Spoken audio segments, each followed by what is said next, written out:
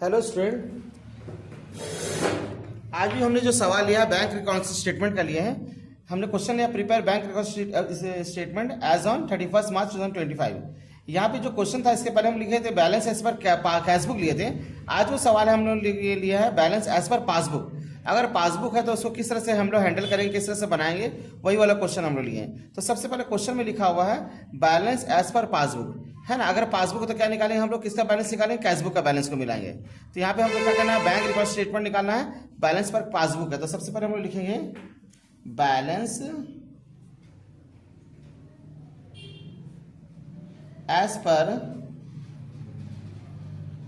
Passbook 20,000। Next है हमारा point, यहाँ पे पासबुक अगर है, पासबुक से हमको क्या निकालना, बैलेंस पर पासबुक है। इसका कंसेप्ट है कि जो चीज हम लोग सेम कैशबुक की तरह ही बनेगा, लेकिन जो हम प्लस साइड लिखते थे उसको माइनस साइड लिखेंगे। अगर हमको लग रहा है कि ट्रांजेक्शन ये फायदा है तो उसको लेस से माइनस साइड दिखाएंगे, और नुकसान है तो किधर दिखाएंगे, प्लस साइड दिखाएंगे। जैसे हम लोग क्वेश्चन लिए थे, cheque issued for ₹10,000 out of which ₹6,000 were presented for payment. यानी कि हम किसी को चेक काट के दिए थे, कितना सब मिला के चेक कितना दिए, 10,000 का।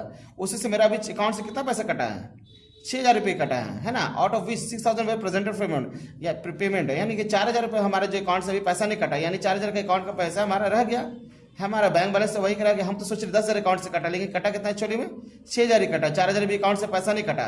तो उस तारीख तक हमारा क्या हो गया, फायदा हो गया। तो क्या लिखेंगे हम लोग, चेक इश्यूड, है ना, but not presented for payment. तो यानी कि 10,000 का चेक था, उसमें अकाउंट से मेरा 6,000 कट गया। अभी मेरे अकाउंट में 4,000 रुपये नहीं निकाला मेरा पैसा। तो फायदा है, तो फायदा तो उसको लेस कॉलम दिखाएंगे, माइनस कॉलम दिखाएंगे। इसमें क्या करता है, बैलेंस पर पासबुक क्या होता है, जो प्लस साइड है उसको माइनस साइड दिखाते हैं, जो फायदा है उसको माइनस साइड दिखाएंगे, जो नुकसान है उसको प्लस साइड दिखाएंगे। तीसरा पॉइंट है हमारा, cheque of ₹8,000 deposited into bank but not entered in cashbook. यानी कि हम चेक 8,000 रुपये जमा कर दिए, मेरे अकाउंट में जमा भी हो गया, लेकिन अपना कैशबुक में नहीं लिखे। जब कैशबुक से कंपेयर किए हम पासबुक को, तो पता चला कि हमारा बैंक बैलेंस 8,000 बढ़ गया, क्योंकि हम तो एंट्री नहीं किए थे कैशबुक में, है ना। लेकिन मेरा जब बैंक में हम देखे कि मेरा 8,000 कोई चेक था, हम जमा किए, अपना कैशबुक में एंट्री नहीं किए, तो हमारा बैंक बैलेंस से बढ़ा हुआ मिल रहा था, हमको क्या किया, फायदा हो गया।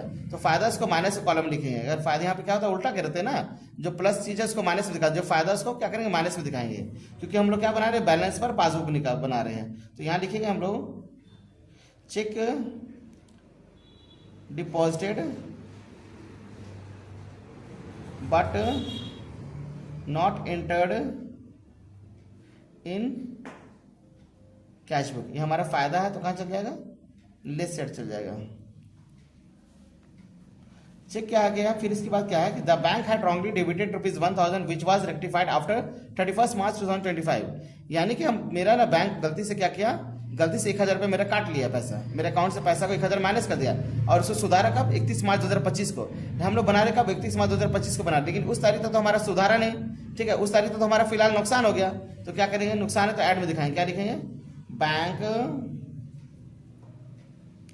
रॉन्गली डिबिटेड, है ना। रॉन्गली कितना डिबिटेड है, नुकसान है ना, तो एक साइड इधर दिखाएंगे, प्लस साइड दिखाएंगे। इसमें क्या नियम है, अगर फायदा लग रहा है तो हमको माइनस साइड दिखाएंगे, नुकसान लग रहा है तो प्लस साइड दिखाएंगे, क्योंकि ये कौन सा मेथड है, बैलेंस पर पासबुक है। पासबुक से कैशबुक बनाने का ये कंसेप्ट होता है, ये नियम होता है। फिर जैसे बैलेंस करते हैं वैसे करेंगे हम लोग। 21,000 हो गया, यहाँ पे भी, यहाँ भी 21,000 लिखेंगे, और यहाँ लिखेंगे बैलेंस एज पर कैशबुक। 21 में से 12 चला गया, कितना हो गया, 9,000। यानी बैलेंस पर पासबुक तो क्या निकाले हम लोग, बैलेंस पर कैशबुक निकाले। ये नियम है इसका।